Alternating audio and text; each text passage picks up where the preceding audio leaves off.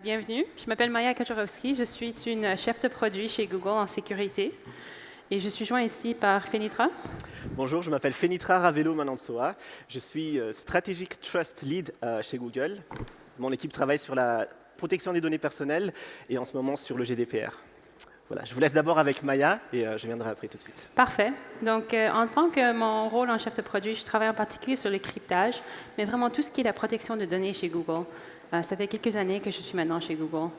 Donc, pour vous donner un peu plus de contexte, on en a déjà parlé ce matin, mais vous connaissez la suite de produits Google en entreprise. On a bien sûr des applications consommateurs, mais également une offre entreprise avec G Suite, telle que Gmail, calendrier, etc., et Google Cloud Platform avec nos offres de stockage et computing. Quand même, la sécurité de Google commence vraiment par la sécurisation de nos produits consommateurs. On a maintenant 7 applications consommateurs et en plus d'1 milliard d'utilisateurs mensuels tels que Gmail, Android et Chrome. Sécuriser ces applications nous a nécessité un investissement important de notre part pour être capable d'innover de nouveaux produits et également un investissement à l'échelle pour être capable de sécuriser autant d'utilisateurs. Donc, en tant qu'entreprise, en tant que pour nos clients d'entreprise, nous comprenons qu'en utilisant Google Cloud, vous voulez avoir et vous pouvez avoir et profiter du même investissement que nous avons fait pour protéger vos utilisateurs. Qu'est-ce que cela veut dire? Qu'est-ce qu'on vise à faire chez Google Cloud en termes de sécurité? Ce qu'on cible vraiment, c'est d'être votre partenaire de confiance en sécurité. Et sur ça, on a vraiment 3 axes. On met l'axe sur 3 points. Le premier, c'est la sécurité par défaut. On en a parlé un peu ce matin avec Oku, mais votre fournisseur cloud devrait sécuriser vos données à un niveau minime par défaut, de manière facile à gérer et en profondeur. Et chez Google, c'est ce qu'on vise à faire dans tous nos produits, soit consommateurs, soit entreprises. Deuxièmement, la transparence. Nous reconnaîtrons que la confiance n'est pas seulement atteinte par la technologie, mais par la transparence. Nous visons à vous donner le plus d'informations possible sur la sécurité, confidentialité de nos produits et de vos données chez nous. Depuis quelques mois, on a plusieurs livres blancs sur notre site web que vous pouvez lire, qui vous donnent beaucoup plus de détails sur comment on fait cela chez Google. Et dernièrement, l'innovation et la responsabilité partagée de la sécurité. En utilisant le cloud, vous devriez être capable de dégager l'échelle qui vous est nécessaire de résoudre n'importe quel problème que vous souhaitez.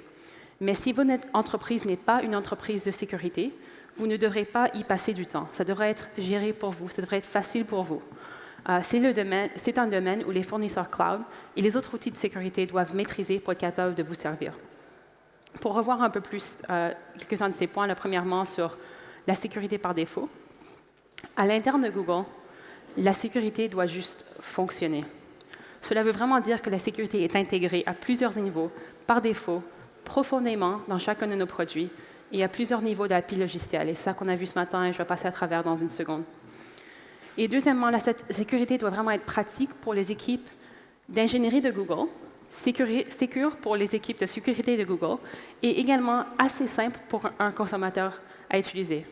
En fait, c'est comme cela qu'on a développé plusieurs de nos meilleurs produits et recommandations pour nos clients. Par exemple, les clés de sécurité que vous voyez ici à l'écran, ce n'est pas quelque chose que Google ne produit, mais c'est une option d'authentification à 2 facteurs qui a été testée avec plusieurs employés Google auprès de nos employés afin de trouver une solution qui nous est non intrusive, vite à utiliser et sécuritaire. C'est une expérience qu'on peut partager avec vous grâce à nos connaissances. Sur le deuxième point, sur le point de la transparence, la confiance par la transparence et non seulement par la technologie. Cette phrase a été introduite chez Google par notre chef de produit en sécurité, Niels Provost, que vous voyez à l'écran. En visant le cloud, votre entreprise a besoin de plus de détails sur la façon dont votre fournisseur cloud, tel que Google Cloud, sécurise ses produits et services. Et en effet, tout ce qui touche à vos données. S'ouvrir sur la façon dont on fait cela, dans des livres blancs, dans des blog posts, dans tout ce qu'on fait, c'est vraiment une étape importante dans cette confiance. Tout cela pour dire, alors je vais vous donner un peu un survol, qu'est-ce qu'on fait réellement pour sécuriser vos informations et vos données? Qu'est-ce qu'on fait de différent chez Google? Alors, je vais sauter un peu dans les détails techniques maintenant pour vous donner un peu plus. Mais tout ce que je vais parler aujourd'hui, c'est à ce lien ici. C'est un livre blanc sur ce qu'on appelle Google Infrastructure Security Design. Et c'est à peu près 30 pages qui passent à travers plusieurs niveaux dont je vais discuter en ce moment. Alors, pour commencer, vous donnez un survol de notre pile logicielle et de la sécurité présente à chaque niveau. C'est ce qu'on fait pour s'assurer de la sécurité en profondeur. Nous investissons à tous les niveaux, de la sécurité matérielle jusqu'à l'utilisation des services. Et dans cette pile logicielle, je vais viser certaines technologies qui sont plus intéressantes pour partager encore un peu plus de détails. La première chose intéressante à noter, c'est que cette pile logicielle a 9 niveaux. C'est un peu différent de ce que vous voyez avec nos concurrents cloud. Les niveaux du bas, le matériel, le boot, le système opérateur et le stockage, pour laquelle la protection est la responsabilité de Google, pour revenir au point auparavant, nous vous donnons plus de transparence et d'informations sur ces protections et comment nous les sécurisons par défaut. Donc, pour exposer cela dans un plus grand tableau, on donne un sommaire bref de toutes les mesures prises par Google pour protéger vos produits et vos services à ces 9 niveaux. Chaque boîte représente un domaine d'intérêt pour nos équipes de sécurité. C'est une cartographie importante d'une partie des fonctionnalités en sécurité au niveau de la plateforme d'infrastructure contre ces 9 niveaux de la pile logicielle qu'on voyait il y a une seconde. N'essayez pas de tout lire maintenant, je sais qu'il y a beaucoup de personnes qui prennent des photos, mais je vais passer à travers plusieurs points dans les minutes qui viennent. Alors pour commencer au premier niveau, avec notre propre matériel informatique. Google bâtit ses propres centres de données, et cela inclut la conception sur mesure de nos propres puces, nos propres serveurs et notre propre stockage. Nous déposons notre propre fibre pour notre propre réseau, et ce qui inclut les plus gros câbles transpacifiques du monde. La construction de notre propre matériel nous permet de créer une infrastructure qui répond précisément à nos exigences, notamment ce dont nous avons besoin pour la sécurité. Et bien sûr, ça a également des avantages pour notre performance. Un exemple de matériel conçu spécialement pour la sécurité, c'est la puce Titan, dont également vous avez entendu parler ce matin au keynote avec Uku. C'est une puce qui est faite sur mesure, que nous avons créée nous-mêmes pour établir une racine de confiance matérielle, ou Hardware Root of Trust. Cela nous permet de faire 3 choses intéressantes. La première, c'est de vérifier pour chaque serveur dans nos centres de données sur lesquels on a mis une puce, qui sont réellement des serveurs de Google, car la puce nous permet de vérifier l'identification et l'authentification des périphériques Google légitimes au niveau du matériel. La deuxième chose, c'est pour des applications qui opèrent sur ces machines-là, d'utiliser la puce Titan pour sauvegarder certaines données sensibles, par exemple des clés uniquement destinées à cette application en particulier. Et troisièmement, c'est pour le démarrage sécurisé ou le Secure Boot, car avec Titan, nous avons une base solide pour ce processus. Le démarrage sécurisé utilise Titan pour signer et vérifier le bootloader et s'assurer que cela fait vraiment partie de la pile logicielle de Google. Donc, c'est en signant chaque processus de démarrage, Titan donne également une identité cryptographique au système qui est sur cette machine-là, aux applications qui sont sur cette machine-là. Donc ça, c'était un peu sur le matériel et le boot. Maintenant, au niveau le système opérateur et les communications interprocessus. Je vais parler un peu plus des communications interprocessus, car c'est vraiment une des parties les plus intéressantes de l'infrastructure de Google. À l'intérieur de l'infrastructure de Google, toutes les applications sont conteneurisées. Et tous ces conteneurs sont traités comme étant des services indépendants. Donc, on a fondamentalement conçu notre plateforme comme étant un système multilocataire dès le début. Et nous n'assumons aucune confiance entre ces services, même s'ils opèrent sur la même machine. Il y a 4 façons en particulier pour les communications interservices dont je parlais. La première, c'est l'identité et l'isolement du service. Comme je l'ai déjà mentionné, chaque service a sa propre identité. Ceci nous permet d'appliquer une authentification et autorisation cryptographique au niveau de l'application. Chaque service qui s'exécute sur l'infrastructure reçoit des informations d'identification cryptographique qu'il utilise automatiquement pour prouver son identité à d'autres services.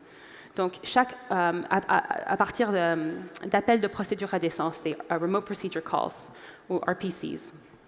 Cela permet au client de s'assurer qu'il parle vraiment au serveur prévu. Donc, un service qui parle à un autre service peut vérifier l'identité de ce service-là. Deuxièmement, le cryptage des communications interservices. Donc, au-delà de l'authentification et autorisation dont je viens de parler, on peut également crypter les appels de procédure à distance pour que la confidentialité et intégrité cryptographique. Pour étendre ces avantages-là à d'autres parties de notre système, tels que les appels HTTP, on les encapsule dans notre système de RPC. Donc, on peut en fait donner ce niveau de protection à plusieurs parties de notre infrastructure. Et cela nous permet d'isoler la couche d'application, de supprimer toute dépendance sur des niveaux plus bas, tels que le réseau. Par conséquent, la communication interservice cryptée est sécurisée et reste sécurisée, même si le réseau est exploité. Donc, on n'a pas besoin d'avoir, oui, on a notre propre réseau, mais si on ne veut pas y faire confiance, les communications sont quand même cryptées sur ce réseau-là.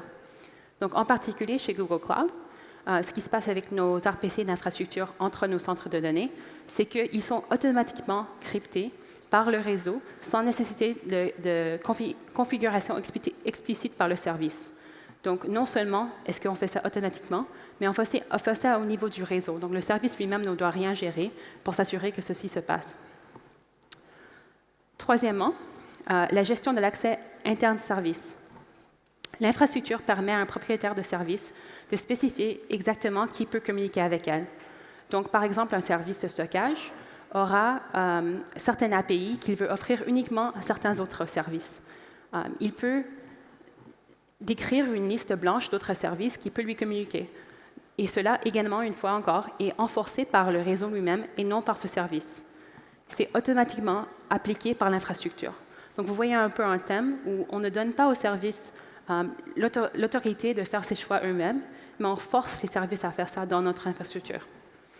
Et dernièrement, enfin, parlons un peu de la gestion d'accès aux données d'utilisateurs. Donc, dans le cas où un service a accès à des données d'utilisateurs, comment est-ce qu'il sait qu'un appel provenant d'un autre service est un vrai appel? Comment est-ce qu'il sait qu'il y a vraiment un utilisateur final qui a demandé ces données et les données en particulier de cet utilisateur-là? Par exemple, lorsque le service Gmail renvoie une requête RPC à un service de stockage pour le compte d'un utilisateur en particulier, ce qui se passe, c'est que l'infrastructure fournit au service Gmail un ticket d'autorisation d'utilisateur, ou un end-user ticket, dans le cadre du RPC. Ce qu'il peut donc présenter aux autres services ayant besoin de répondre à la requête. Ce ticket dure seulement quelques minutes, donc on peut limiter l'étente de ce ticket en particulier. Et les autres services renvoient uniquement les informations liées aux utilisateurs qui sont nommés dans ce ticket. Donc, on limite l'accès aux données intra-services.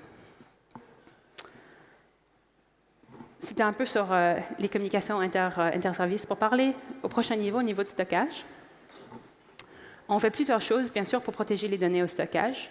Une de celles-là, c'est les ACLs, les Access Control Lists.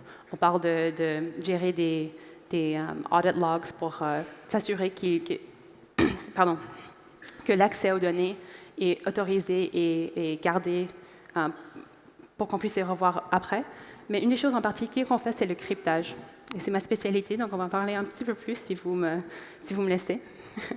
Donc, qu'est-ce qu'on fait d'intéressant chez nous, chez Google? En fait, ce qu'on vise à faire, c'est vous donner des options pour comment crypter vos données et vous permettre de crypter vos données chez vous comme vous le faites, chez nous comme vous le faites déjà chez vous hors le cloud. Donc, une des options qu'on a à la gauche pour commencer, c'est le cryptage par défaut. Google Cloud crypte vos données stockées au repos sans intervention requise du client en utilisant plusieurs mécanismes de cryptage. Nous avons publié un livre blanc uniquement sur ce sujet, sur le cryptage de Google, sur notre site Web, qui décrit le processus en beaucoup de détails. Si la sécurité n'est pas votre point fort, ou si vous n'avez pas d'exigence particulière pour votre cryptage ou la gestion des clés, c'est la solution qui vous convient. C'est la solution pour vous. Au milieu, au centre, on a notre service de Google Cloud Key Management Service, avec ce que nous appelons des clés gérées par le client. Vous pouvez générer, utiliser, tourner et détruire des clés de cryptage qui vous appartiennent sur Google Cloud Platform. Et si vous avez besoin de plus de gérer vos propres clés de cryptage, c'est la solution pour vous. Et dernièrement, à droite, on a notre option qu'on appelle les clés fournies par le client. Ici, vous fournissez à Google Cloud une clé de cryptage utilisée pour protéger un objet, par exemple dans Google Cloud Storage, une image, un disque persistant, une instance dans Google Compute Engine. Les bits que vous nous fournissez ne sont conservés chez Google qu'en mémoire et ne sont pas écrits à disque. Si vous avez besoin de générer vos propres clés de cryptage ou de générer vos clés de cryptage chez vous, c'est la solution qu'il vous faut. Donc, comment est-ce que cela fonctionne en réalité? Comment est-ce qu'on peut crypter des données par défaut chez Google? Bon, premièrement, c'est comment est-ce qu'on stocke les données chez Google.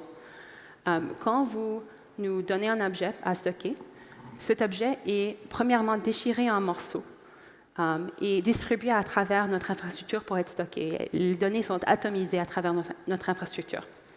Chaque morceau est crypté avec une clé individuelle, telle que deux morceaux ne possèdent pas la même clé, même s'ils font partie du même objet, même s'ils appartiennent au même client et même s'ils sont sur la même machine. Si un objet est mis à jour, les morceaux de ces données sont cryptés avec une nouvelle clé, plutôt de réutiliser la même clé. Cette partition de données à un niveau vraiment bas, avec chaque morceau utilisant une clé différente, s'assure que le rayon d'explosion d'un compromis potentiel d'une clé de cryptage est limité uniquement à ce seul morceau de données. Chaque morceau de données possède un identificateur unique. Les listes de contrôle d'accès, Access Control List, ou ACLs, garantissent que chaque morceau ne peut être décrypté que par les services Google fonctionnant sous des rôles autorisés auxquels l'accès est accordé à ce moment-là. Et comme j'ai déjà parlé auparavant de notre système intercommunication RPC, c'est vraiment ce qu'on peut faire avec ce processus-là. On peut vérifier que c'est réellement une requête qui doit être faite à ce moment-là. Cela empêche l'accès aux données sans autorisation. Et après, chaque morceau est distribué à travers l'infrastructure de Google, atomisé et distribué, pour le stockage et répliqué sur forme cryptée pour la sauvegarde, la réparation en cas de désastre. Une personne malveillante souhaitant accéder aux données d'un client doit donc, trouver tous les morceaux qui ont été dans les morceaux de données retrouver tous les morceaux de données qui font partie d'un objet en particulier, trouver dans le système de Google où ces morceaux de données sont stockés, ce qui est vraiment un problème très difficile, et également avoir accès aux clés et aux morceaux de données pour y accéder. Donc tout ça ensemble, ça se rend qu'accéder à ces données-là, c'est très difficile. Pour récapituler, si vous n'avez fait rien d'autre que de juste stocker vos données chez Google, elles sont déjà cryptées au repos. C'est ce qui nous différencie avec nos concurrents cloud. Vous ne devez rien faire pour s'assurer que vos données sont déjà cryptées. Alors, revenir à notre stack qu'on avait auparavant, notre pile logicielle, je saute maintenant au niveau du réseau. Notre infrastructure vit sur un espace d'IP privé et donc isolé du reste de l'Internet. Pour accéder à des ressources cloud, il y a un seul point d'entrée, ce qu'on appelle le Google Front-End, ou le GFE. Le GFE est distribué globalement, mais fournit un seul point d'application logique pour tout le trafic entrant chez Google. Dans le contexte d'une infrastructure multilocataire, comme on a chez Google Cloud, le GFE n'est vraiment juste qu'un autre service. Et le GFE peut donc évoluer pour correspondre à des volumes de demandes entrantes. On peut avoir plus de GFE, moins de GFE, tel qu'au besoin. En effet, tout service interne qui est accessible en externe utilise le GFE comme une extrémité de reverse proxy. Avant qu'un service puisse se rendre disponible sur l'Internet, il doit d'abord s'inscrire auprès du GFE. Le GFE fournit plusieurs choses, étant, par exemple l'hébergement d'adresses IP publiques, le serveur de nom de domaine, le DNS, la protection contre le déni de service, DDoS Protection, et la terminaison du cryptage, TLS. Le GFE garantit que toutes les connexions TLS qui sont sécurisées utilisant des certificats de RSA avec 2048 bits et Perfect Forward Secrecy. Lorsque le GFE reçoit une requête, il la transmet au service correspondant utilisant le mécanisme d'RPC sécurisé dont j'ai déjà parlé.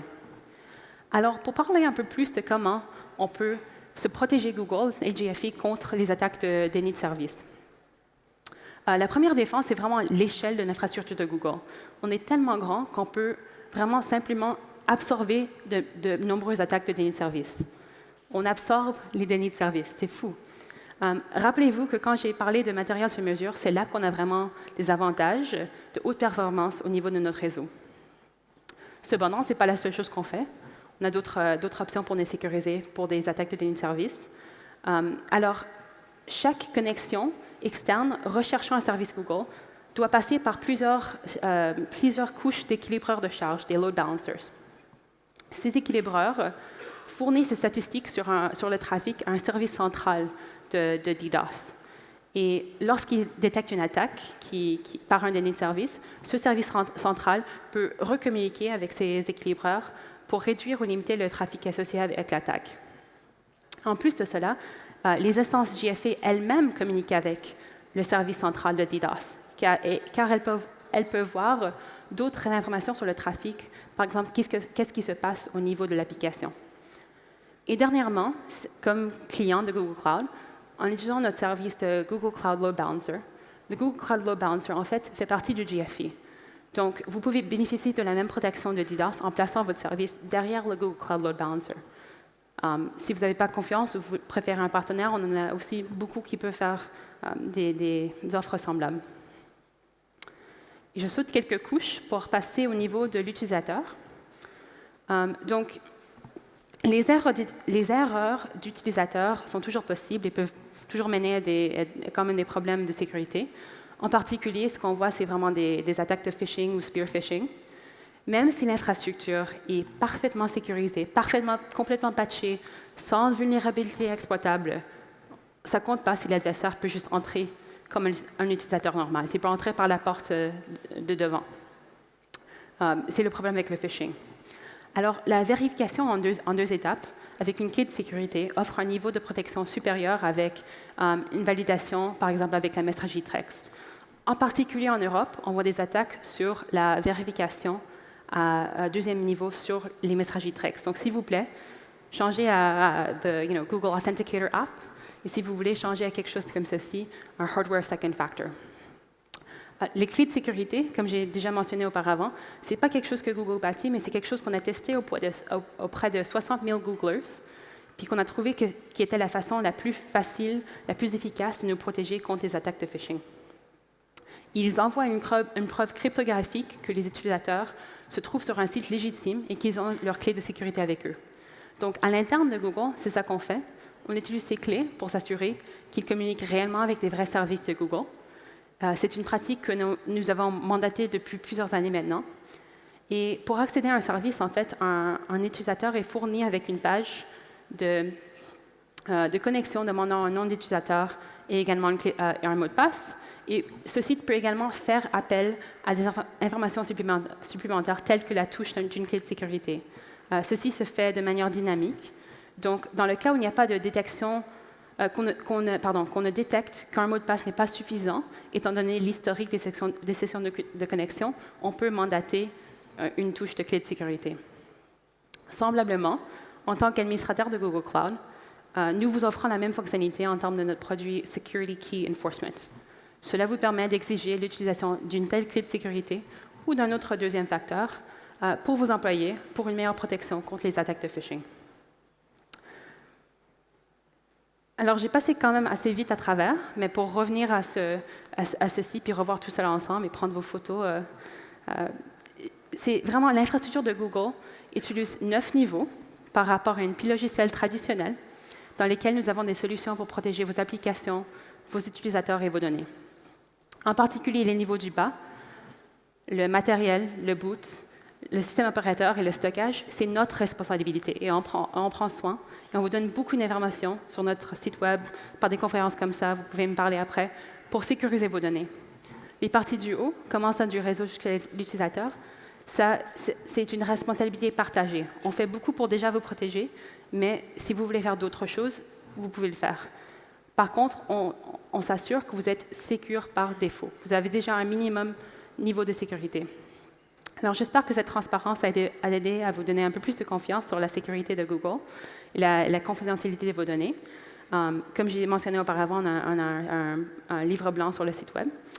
Mais maintenant, je vais vous laisser avec mon collègue, Finitra, qui vous parlera de la conformité de Google Cloud. Merci Maya.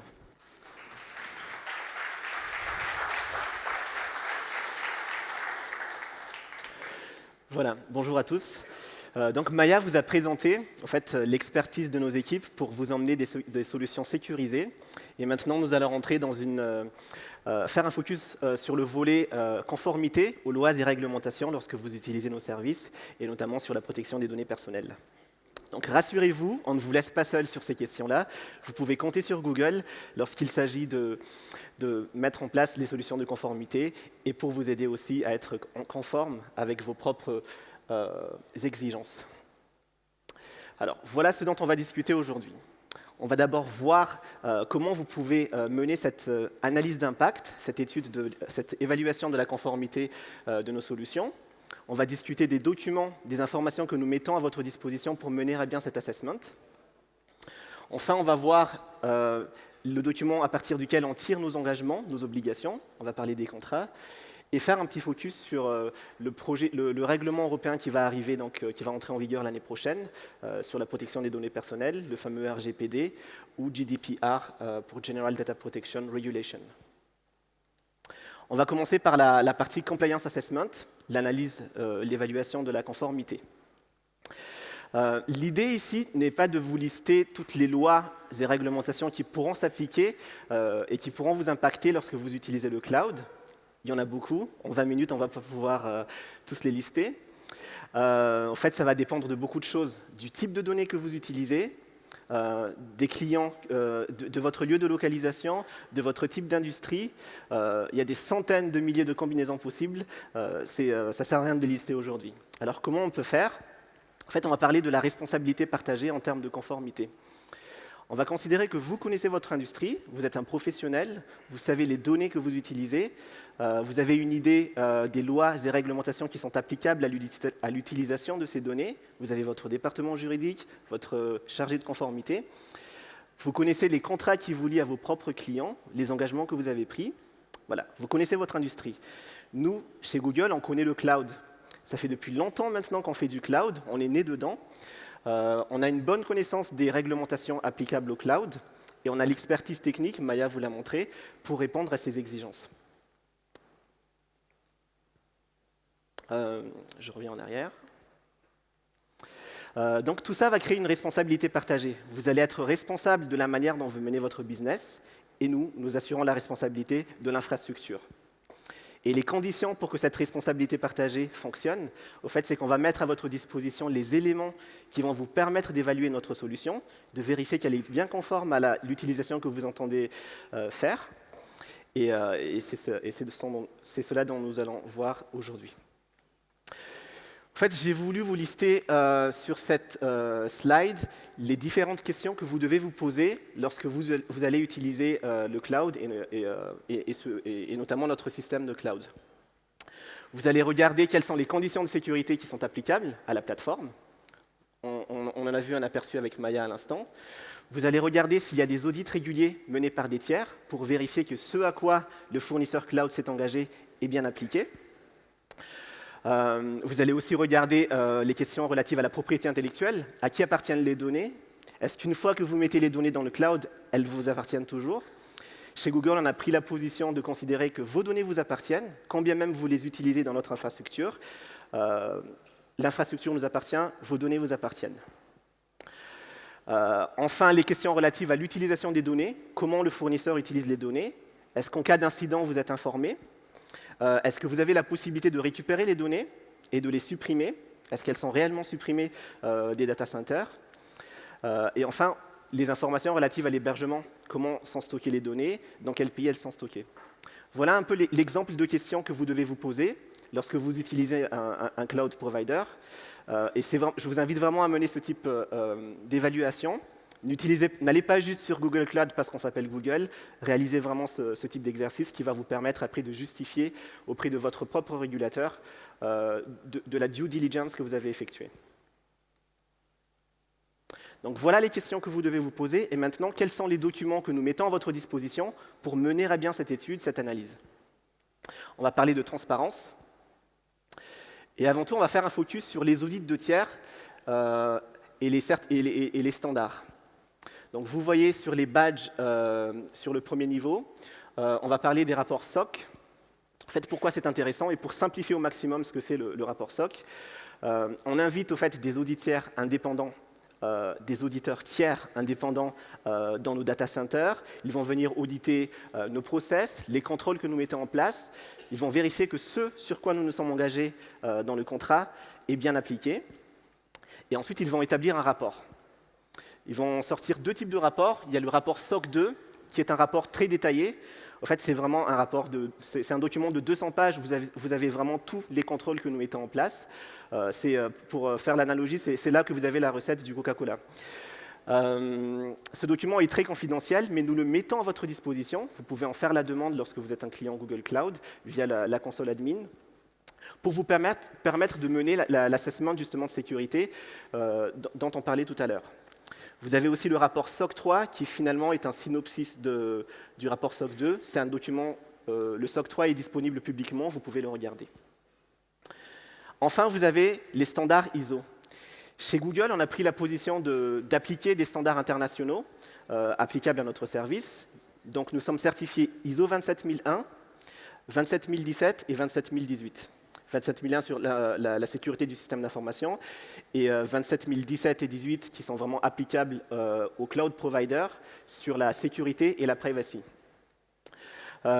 L'idée derrière tout ça, c'est vraiment de vous permettre au fait de voir quels sont les contrôles vérifier quels sont les contrôles dans ces standards, les normes qu'un fournisseur doit appliquer avant de pouvoir avoir cette certification.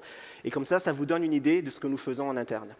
Nous suivons ces standards, nous avons été audités contre eux et nous avons obtenu la certification. Sur les badges, les icônes que vous voyez sur le bas, ce sont plus des standards, on va dire, régionaux. En fait, Privacy Shield et Clause Contractual Type, ce sera les contrats que nous mettons aussi à votre disposition. Et ça va vous permettre d'utiliser nos services et notamment de pouvoir transférer les données de l'Union européenne vers l'extérieur de l'Union européenne. Enfin, et on en a déjà un peu discuté auparavant, on met à votre disposition des ressources en ligne. On a des livres blancs, des white papers. On a des sites internet dédiés à certaines nouvelles questions. Par exemple, on a un tout nouveau site internet qui est vraiment dédié au GDPR, au règlement sur la protection des données. C'est quelque chose que vous pouvez vérifier. On a des FAQ, au fait, les questions que nos clients nous ont les questions les plus fréquentes que nos clients nous ont posées, qui vont vous permettre directement de voir les points les plus précis, qui va vous permettre de conduire cette évaluation des risques sur Google Cloud. Voilà. Une fois que vous avez fait l'évaluation de conformité, et que j'espère ça vous a conforté dans l'idée que nous fournissons une solution capable de répondre à vos besoins en termes de réglementation, il va falloir signer un contrat pour mettre tout cela par écrit. Je vais maintenant vous présenter au fait les différents contrats que vous serez amenés à signer lorsque vous utilisez les services Google Cloud. Il y en a de trois types. Il y a d'abord le Customer Agreement. En fait, le Customer Agreement va être le document dans lequel vous allez avoir les éléments commerciaux. C'est basiquement qu'est-ce que vous achetez et combien ça vous coûte. Vous allez avoir les informations sur les conditions du support, dans quelles conditions vous pouvez bénéficier des supports Google. Et enfin, vous allez avoir les clauses juridico-juridiques sur la responsabilité, la propriété intellectuelle, par exemple. Ensuite, si cela est nécessaire et si vous en avez besoin dans le cadre pour répondre à vos besoins réglementaires, on vous offre aussi un contrat sur la protection des données. C'est mon sujet favori. Un contrat sur la protection des données, c'est dans ce type de contrat que vous allez avoir les engagements en fait, que nous prenons par rapport à l'utilisation de vos données, et notamment les restrictions que nous apportons par rapport au traitement des données. Vous allez avoir là les conditions relatives à la suppression des données, l'engagement que nous allons vraiment supprimer vos données de nos data centers lorsque vous nous en donnez l'instruction, les éléments relatifs à la sécurité, on a tout un annexe relatif à la sécurité, et aussi les éléments relatifs à notre engagement de continuer à nous faire auditer régulièrement par des tiers indépendants et à suivre les standards et certifications que je vous ai présentés précédemment. Et à côté de ça, on peut avoir un troisième type d'avenant qui va répondre au fait, à des besoins selon le pays où vous êtes situé et selon le type d'activité que vous allez faire. On a par exemple les Model Contract Clauses que nous mettons à votre disposition pour pouvoir transférer les données de l'Europe vers l'extérieur de l'Union européenne. Ces clauses contractuelles types ont été validées par 3 autorités de protection de données, celles de Hambourg, Dublin et d'Espagne. Vous allez aussi avoir un avenant spécifique pour les institutions financières. Vous savez que nous avons des clients dans le secteur banque et assurance qui ont des besoins un peu plus spécifiques que d'autres clients, notamment en termes d'audit par les régulateurs. Et on a le fameux Business Associated Agreement qui va porter sur l'utilisation des données de santé plutôt pour les sociétés basées aux États-Unis. Voilà les 3 niveaux de contrats que nous allons avoir.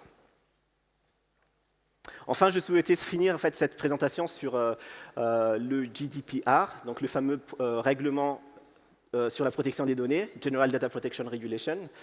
Juste, peut-être en levant la main, qui a déjà entendu parler du GDPR dans la salle? D'accord. Environ 90%, on va dire, de la salle. Qui a lu le GDPR en entier? D'accord. Environ 30-40% de la salle. Voilà. Qu'est-ce qu'il faut savoir sur le GDPR? En fait, donc, il va rentrer en vigueur l'année prochaine, le 25 mai 2018. Il va venir remplacer un vieux directive qui date de 1995. Le GDPR va venir harmoniser le paysage législatif en Europe sur la protection des données. Il va renforcer les droits et obligations des personnes concernées par rapport au traitement de leurs données. J'ai bien dit renforcer parce qu'en fait, les principes au cœur de la protection des données personnelles existaient déjà dans l'ancienne directive. Elles sont renforcées par le GDPR. Un point qui est important aussi et qui nous tient très à cœur à préciser, c'est de dire qu'au fait, le GDPR va être applicable directement à un fournisseur.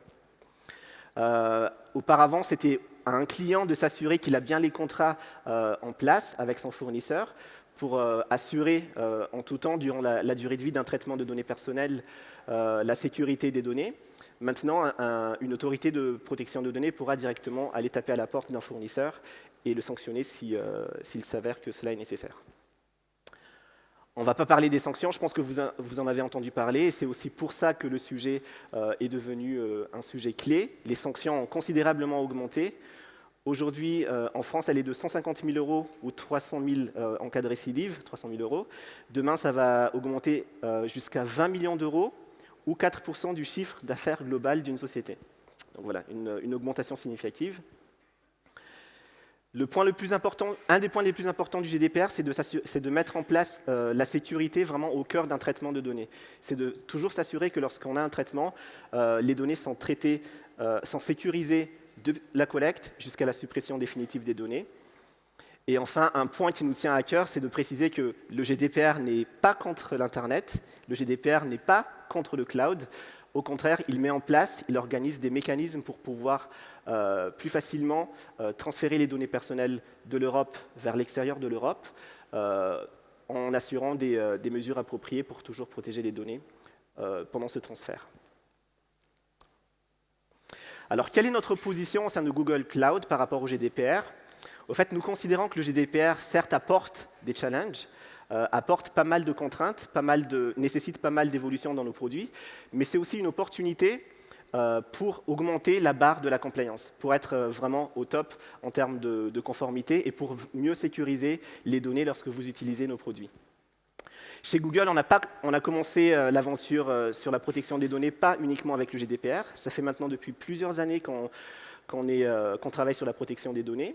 Depuis longtemps, on a offert à nos clients donc, le fameux Data Processing Agreement, le contrat sur la protection des données. Avant, c'était une option qu'on offrait aux clients. Demain, avec le GDPR, ça va devenir une obligation légale d'avoir ce type de contrat. Nous offrons des clauses contractuelles types qu'on avait fait valider avec le principe du Common Opinion par 3 autorités de protection de données. C'est quelque chose qui existait déjà bien avant le GDPR et qui est repris par la suite. Nous sommes toujours en contact avec les autorités de protection des données pour appliquer les recommandations qu'elles émettent. Et tout cela nous a aidés au fait à être prêts et à pouvoir vous offrir une situation de compliance dès le 25 mai 2018. Voilà. Donc le message clé, c'est que Google s'engage à être conforme au GDPR dès le premier jour, dès le 25 mai 2018, et nous nous engageons aussi à vous aider sur ce chemin de la compliance. Et je pense qu'un des moyens pour démontrer vraiment du fait que nous sommes prêts pour être en conformité avec le GDPR, c'est la mise en ligne au fait de notre contrat, la nouvelle version du Data Processing Agreement que nous avons sorti la semaine dernière et qui a été amendé avec les clauses obligatoires qui sont requises par le GDPR. On va justement parler de ce contrat-là. Donc nous avons sorti notre Data Processing Agreement version 2.0 pour G Suite et notre Data Privacy and Security Terms, le DPST, pour Google Cloud Platform. On a sorti ces contrats la semaine dernière, donc très en amont de la date d'effet du GDPR. Le GDPR arrive le 25 mai 2018. Nous sortons nos contrats maintenant pour vous permettre d'évaluer notre conformité et pour vous montrer aussi que nous sommes vraiment prêts, que nous travaillons dessus et que nous prenons déjà des engagements sur ces points. Le contrat va prendre effet en même temps que le GDPR, le 25 mai. Si vous êtes client Google, vous avez reçu un email, Google Cloud, vous avez reçu un email la semaine dernière, vous invitons à revoir le contrat et à l'accepter dès maintenant si vous le souhaitez. Voilà. Et ce contrat-là, comme je vous dis, prend en compte les changements demandés par le GDPR. Voilà. Donc nous avons vu ensemble aujourd'hui les éléments qui vont vous permettre de mener une évaluation de la conformité de nos services, les documents que vous pouvez regarder pour mener à bien ce type d'assessment. On a vu dans quels documents on tire nos obligations, dans quels documents on prend les engagements finalement qu'on vous a énumérés aujourd'hui. Et on a fait un dernier focus sur notre préparation au General Data Protection Regulation. J'espère que cette session vous a permis avec Maya, cette session vous a permis justement de pouvoir mener cette évaluation de conformité et vous rassurer sur notre engagement par rapport aux réglementations et aux changements à venir.